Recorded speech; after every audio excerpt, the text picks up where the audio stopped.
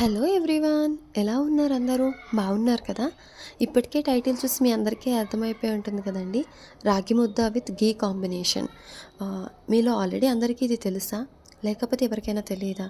తెలియకపోతే ఓకే, ఇప్పుడు చూద్దాము. అండ్ ఇవి చాలా అంటే చాలా ఈజీ అండి. చాలా సింపుల్ స్టెప్స్, అసలు ఎక్కువ ఆలోచించక్కర్లేదు మీరు. సో రాగి ముద్ద వేరు, రాగి జావ వేరండి. ఇప్పుడు నేను చేస్తున్నది రాగి ముద్ద.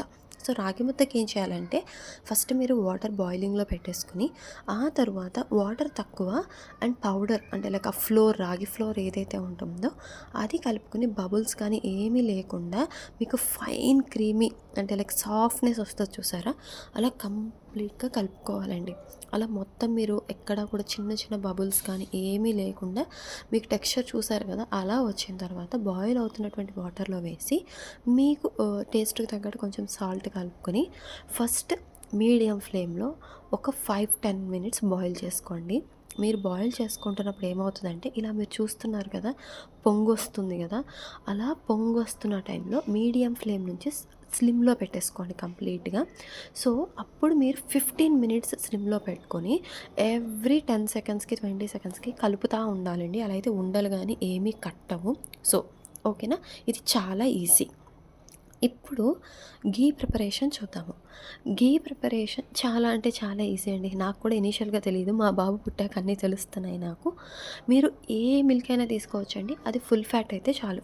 అదే ఫుల్ ఫ్యాట్ క్రీమ్ అలా వస్తుంటాయి కదా. టర్న్డ్ మిల్క్ అయితే మనకి మీగడ రాదు ఫర్ షూర్. సో అది బాయిల్ చేసి మీకు చల్లారాక మీకు మీగడ వచ్చేస్తుంది కదా, ఆ మీగడని మీరు స్టోర్ చేసుకోవచ్చు. ఇక్కడ మీరు చూస్తుంది నాది 15 డేస్ క్రీమ్ అండి. ఇది వచ్చి నేను అక్షయకల్ప మిల్క్ ఉంటుంది కదా, దాని నుంచి తీసుకున్నాను. సో అలా 15 డేస్ స్టోర్ చేసిన తర్వాత వచ్చినటువంటి క్రీమ్ ఇది నాకు. ఇది మిక్సీలో వేసి 20 సెకండ్స్ మాత్రమే మిక్స్ చేయండి, గ్రైండ్ చేయండి సారీ. అంతకుమించి ఎక్కువ చేయక్కర్లేదు. మీరు చూస్తున్నారు కదా, చాలా అంటే చాలా, ఇప్పుడు మీకు ఆ టెక్స్చర్ ఉంది కదా, ఆ టెక్స్చర్ వస్తే సరిపోతుంది. ఐస్ క్యూబ్స్ ఇలాంటివి ఏమీ అవసరం లేదు. డైరెక్ట్గా ఆ క్రీమ్ని కడాయిలో పెట్టేసి మీరు స్టవ్ ఆన్ చేసుకుని గ్యాస్ మీద పెట్టేసుకోండి.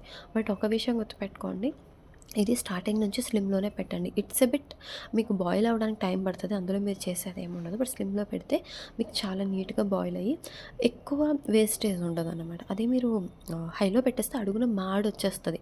సో అది రాకుండా చూసుకోండి. సో మీరు చూస్తున్నారు కదా, అలా బాయిలింగ్ అవుతూ ఉంది, సాలిడ్ కాస్త లిక్విడ్గా మారుతుంది. మేము కర్రీ లీవ్స్ ఎందుకు వేసానంటే 2 రీజన్స్.